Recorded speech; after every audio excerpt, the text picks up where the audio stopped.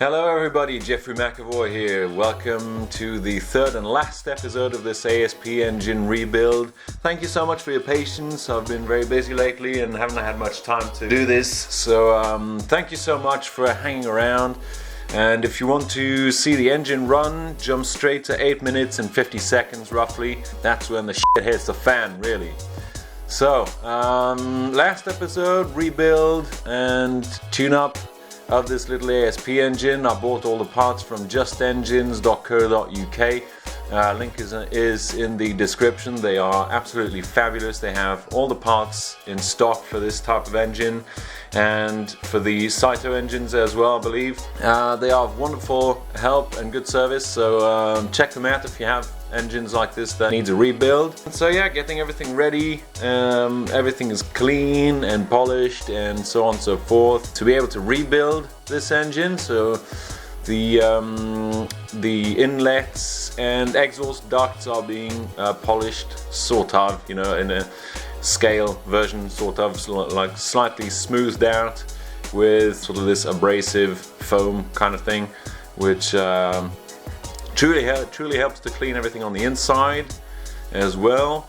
And refitting the valves, which have been, if you remember in the previous videos, were completely stuck. So just managed to free everything up and clean it all and put it back together. Here's the new bearings, which you press into the case using a suitable sized socket. Can't remember exactly which one it is. I did this video a while ago. Just, you know, my usual technique for fitting press fit bearings like so is to put the bearings in the freezer overnight so they slightly retract and leave the case at room temperature, and that really helps to press it in. You only have a couple of seconds until the bearing expands, so you have to be quick about it. But there you go, new crankshaft bearings.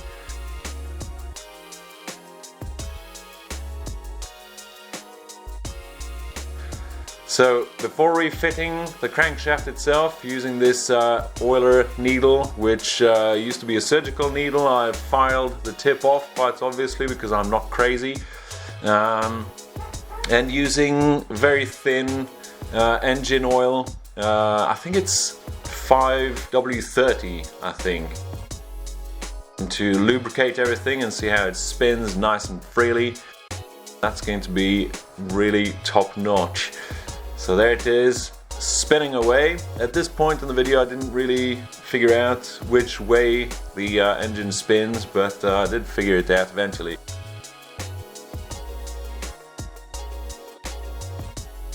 Now this little conrod here has some fancy little bronze bushes in them, which I did oil with that same engine oil before refitting. Now the idea with the lubrication of this engine is that the fuel contains a high percentage of oil, which is why these engines smoke like crazy, and it's kind of like the two-stroke principle, where the fuel passing through the case lubricates the internals of the engine. So refitting the piston, the wrist pin, and the cylinder liner is this procedure right here. That's why there's a hole in the front, so there it is. The bottom end, so to speak, is refitted and moves freely. I replaced also the piston ring, so it's going to need bedding into the cylinder liner, which I lightly honed with brake cylinder honing device. So that works fine. Trying to find the top dead center right there, because it's important to refit the camshaft in relation to the top stroke. So refitting the camshaft bearings is the same idea. I threw them into the freezer overnight, and here I'm pressing them inside the camshaft cover right there, testing for the fit. There's a little very thin plastic gasket which seals the thing off. There it is. I polished it as well to give it a bit of a sheen. Looks makes things look good, you know. when rebuilding an engine, why not go to that extent? Now, when you take a close look at the little camshaft, there's a little dot on it, and you actually have to put that in relation with the crankshaft, and that will give you the valve lift at the right time. Obviously you want to have both valves closed on the compression stroke, otherwise your engine won't work. Refitting and testing the push rods as well to figure out the rotation of the engine, and making sure that everything rotates and moves very smoothly. It's very important. Refit the cover with the little plastic gasket, which I forgot to put. Testing, 1, 2, 3, there it is. And tighten this very gently. Obviously this is these bolts are very small. Having these rubber O-rings go around the push rod sleeves helps to keep everything tight as well. These are a necessity to be replaced anyway. So fit these, fitting the new head gaskets as well. This engine didn't have any head gaskets, strangely enough. So refitting the cylinder head and tightening the bolts in a crisscross pattern evenly, just to make sure that the torque is applied evenly on the part. And squeezing the cylinder head gasket. There it is. Looking good. Then liberally oil the camshaft followers. Refit the push rods, and then we can put the top with the valve tappets. Now, before closing the case, I liberally oiled the bearing as well, and the internals, generally speaking, just to make sure that everything is well lubricated for the first startup. Now, there's a little plastic gasket as well with the crankshaft cover.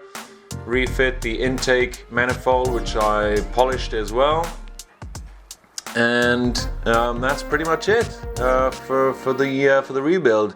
Adjusting valve, the valve tappet clearance, I have absolutely no idea what it should be, so I only just put very light tolerance. I couldn't exactly say which, but there's there's only a slight tappet clearance.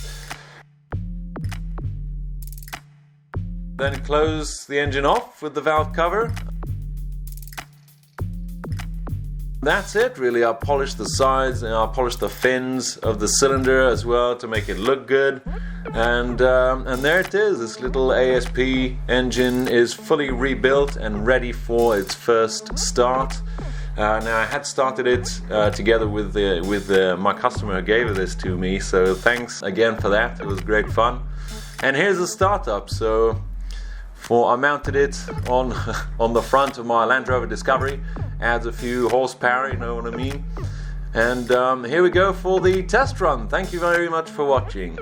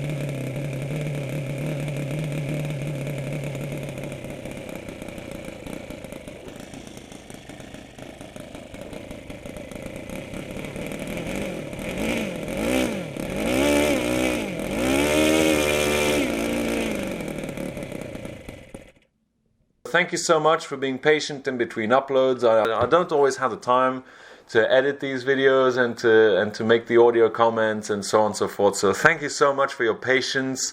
Thank you for being who you are. Thank you for liking my videos, and thank you for watching them. Thank you for being the best subscribers ever.